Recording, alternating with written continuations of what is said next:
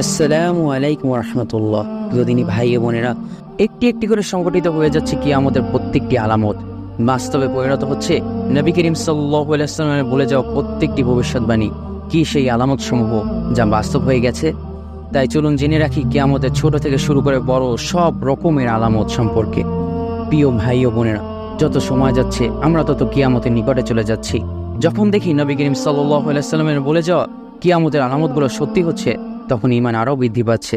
চলুন আর কথা না বাড়িয়ে কিয়ামতের আলামতগুলো শুরু করি। কিয়ামতের প্রথম আলামত হচ্ছে ফিতনার সূচনা। কিয়ামতের পূর্বে ফিতনাগুলো বৃষ্টি ফোটার ন্যায় এক এক করে প্রকাশ পাবে। বর্তমান জামানায় দেখা যায় যে রোজ নতুন নতুন ফিতনা তৈরি হচ্ছে।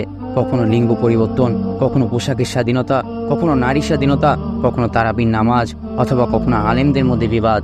ওসামা ইবনে যায়েদ রাদিয়াল্লাহু আনহু থেকে বর্ণিত, তিনি বলেন, নবী করিম সাল্লাল্লাহু আলাইহি ওয়াসাল্লাম একদা মদিনা টিলা সময়ের মধ্যে যে কোনো একটি টিলার উপরে উঠে বললেন, আমি যা দেখছি তোমরা কি তা দেখছো?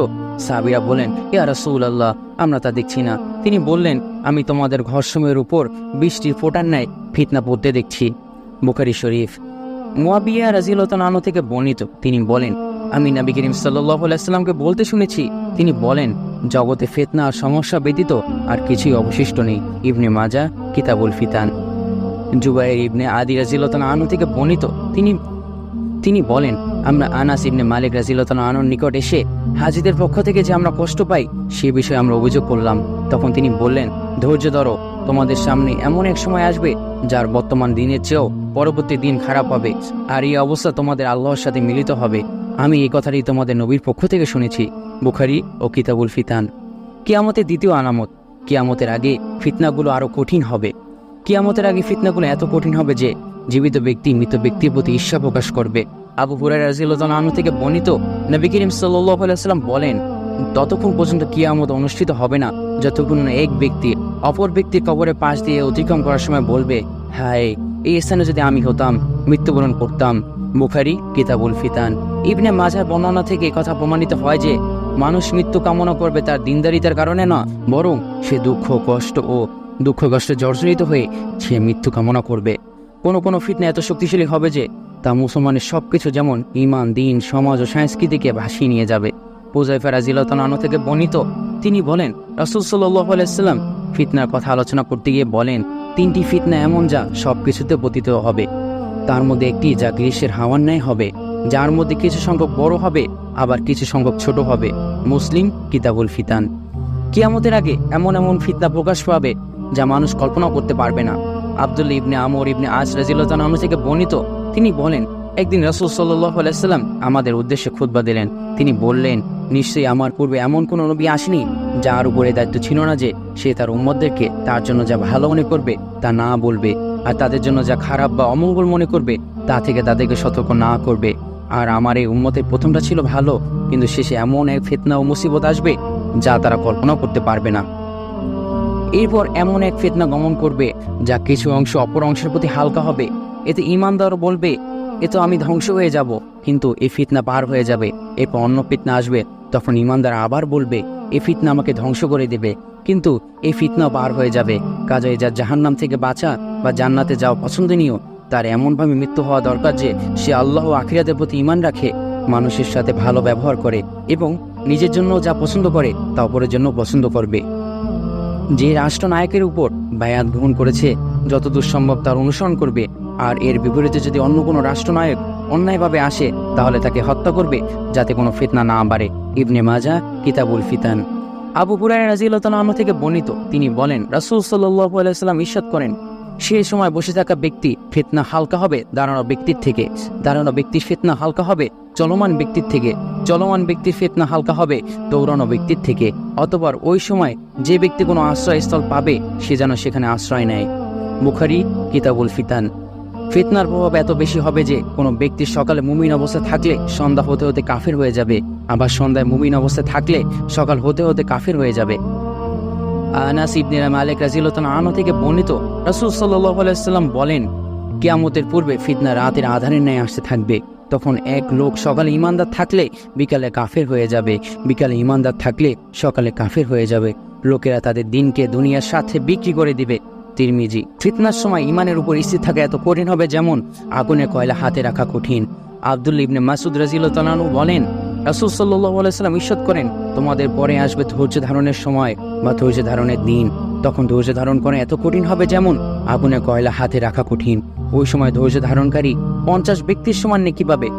সাহাবাগণ জিজ্ঞেস করলেন, ইয়া রাসূলুল্লাহ, 50 জন ব্যক্তি কি তাদের মধ্যে থেকে না আমাদের মধ্যে থেকে? তিনি বললেন, তোমাদের মধ্যে থেকে।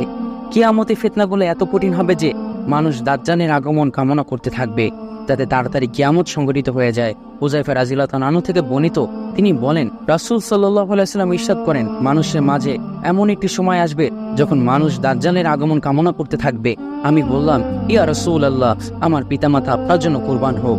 এটা কেন হবে? তিনি বললেন, তখনকার ফিতনার কারণে। 3 নাম্বার আলামত হচ্ছে ইলম উঠে যাবে। ইলম উঠে যাওয়া ও অজ্ঞতার বিস্তার হওয়া। আবু মুসা রাদিয়াল্লাহু তাআলা আনহু থেকে বর্ণিত, তিনি বলেন, নবী করিম সাল্লাল্লাহু আলাইহি ওয়াসাল্লাম বলেন, কিয়ামতের পূর্বে এমন সময় আসবে যখন অজ্ঞতার বিস্তার হবে, ইলম উঠে যাবে আর ফারাজ অথবা হতাহত বেড়ে যাবে। বুখারী শরীফ। আব্দুল্লাহ ইবনে আমর ইবনে আস রাদিয়াল্লাহু তাআলা আনহু থেকে বর্ণিত, তিনি বলেন, আমি রাসূলুল্লাহ সাল্লাল্লাহু আলাইহি ওয়াসাল্লামকে বলতে শুনেছি, তিনি বলেছেন, আল্লাহ তাআলা দ্বীনে ইলম বান্দার নিকট থেকে ছিনিয়ে নেবেন না, আলেমগণে মৃত্যুর মাধ্যমে দ্বীনের ইলম তুলে নেবেন। এমনকি যখন কোনো লোক বা যখন কোনো আলেম বাকি থাকবে না, তখন লোকেরা মূর্খ ব্যক্তিবর্গকে নিজেদের পথ ও উপদেশক রূপে গ্রহণ করবে। তাদের মাসালা জিজ্ঞেস করা হবে, তারা অজ্ঞতা নিয়ে ফতোয়া দেবে, নিজেরাও গোমরাহী হবে এবং জনগণকে গোমরাহী করবে। বুখারী শরীফ। কিয়ামতের চতুর্থ আলামত পিতামাতার অবাধ্য হওয়া। বর্তমান জামানায় দেখা যায় পুত্র পিতাকে, পিতা পুত্রকে হত্যা করে, সন্তান মাকে কুপিয়ে হত্যা করে, বাবা মাকে বৃদ্ধাশ্রমে দিয়ে আসে। আবু হুরায়রা রাদিয়াল্লাহু তাআলা আনহু থেকে বর্ণিত, তিনি বলেন, একদা রাসূল সাল্লাল্লাহু আলাইহি ওয়াসাল্লাম সাহাবাগণের সাথে বসেছিলেন। এমন সময় এক ব্যক্তি হাজির হয়ে জিজ্ঞেস করলেন, ইয়া রাসূলুল্লাহ, কিয়ামত কখন হবে? জবাবে তিনি বললেন, কিয়ামত সম্পর্কে যাকে জিজ্ঞেস করা হয়েছে সে জিজ্ঞাসাকারীর চেয়ে বেশি জানে না। তবে আমি তোমাকে একটি আলামত সম্পর্কে জানাবো, যখন উলঙ্গ দেহ এবং উলঙ্গ পা সম্পন্নরা নেতৃত্ব দেবে, এটিও কিয়ামতের একটি আলামত। যখন বকরির রাখালরা বড় বড় দালানের মালিক হবে, এটিও কিয়ামতের একটি আলামত। কিয়ামত ওই 5টি বিষয়ের অন্তর্ভুক্ত যা আল্লাহ ছাড়া আর কেউ জানে না।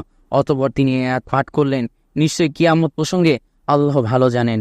বৃষ্টি তিনিই বর্ষণ করেন, বৃষ্টি কখন হবে তিনিই তা জানেন। মায়ের পেটে কি আছে এ প্রসঙ্গেও তিনিই জানেন, তিনি ব্যতীত অপর কেউ তা জানে না, আর কেউ জানে না যে তার মৃত্যু কোথায় হবে। ইবনে মাজাহ কিতাবুল ফিতান। নোট, উল্লেখিত আয়াতটি সূরা লোকমানের 34 নম্বর আয়াত। উল্লেখিত পিতামাতার অবাধ্য হওয়া কবিরা গুনাহ, সহিহ বুখারী ও সহিহ মুসলিম।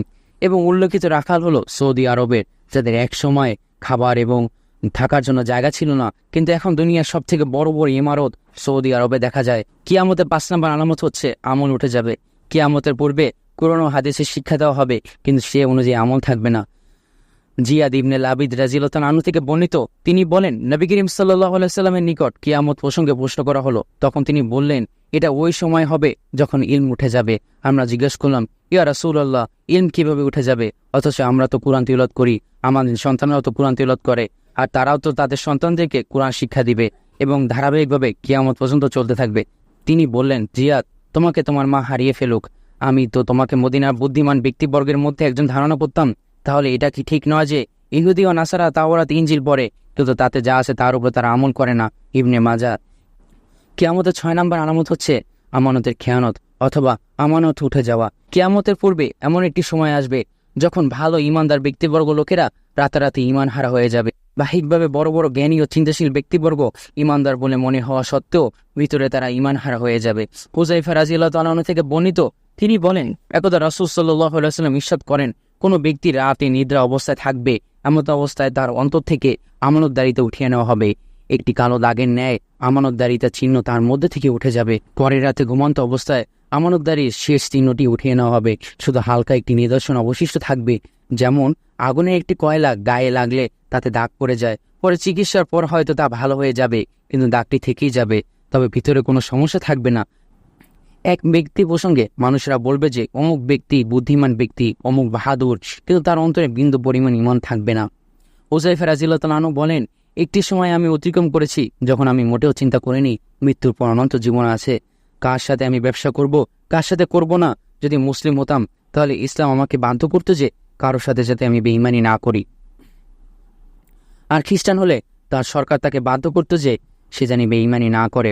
অথচ আমি শুধু অমুক অমুকের সাথে মাত্র 2-1 জনের সাথে ব্যবসা করি। বুখারী ও কিতাবুল ফিতান। আমানত প্রসঙ্গে নবী করিম সাল্লাল্লাহু আলাইহি ওয়াসাল্লাম বলেন, যার আমানতদারিতা নেই তার ঈমান নেই। ইনশাআল্লাহ কিয়ামতে পরবর্তী পাঠগুলো পেতে আমাদের চ্যানেলটি ফলো ও সাবস্ক্রাইব করতে পারেন। আসসালামু আলাইকুম ওয়া রাহমাতুল্লাহ।